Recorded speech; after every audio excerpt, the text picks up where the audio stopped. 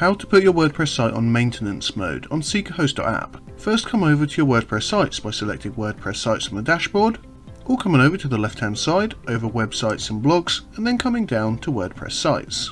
Now find the site that you want to put on maintenance mode and go to the action button to the right of it.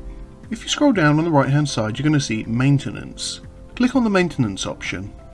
As you can see, it's displaying the current status, which is live mode. Let's go ahead and check this, and as we can see, the website's live. Now if you want to set it to maintenance mode, you can come over and click the set to maintenance. Bear in mind that some themes might have their own maintenance page. If you don't, it will simply go to the default maintenance page that WordPress provides. So let's go ahead and click the button.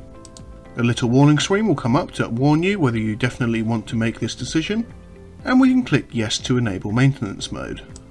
This will only take a few moments just to load. Once you see this on the top right hand side, you're going to see that it's now been put into maintenance mode. And you can also see that the current status has changed. If we come over and refresh the site, you're going to see that we now have this maintenance message. To undo this is simply a case of coming down and clicking on set to live again. You're going to get the warning window again, and we're going to click yes to enable the live version of our WordPress site. Once you get this confirmation message, you're going to see that the status has now been changed to live mode, and our site is now displaying as normal if we refresh the page.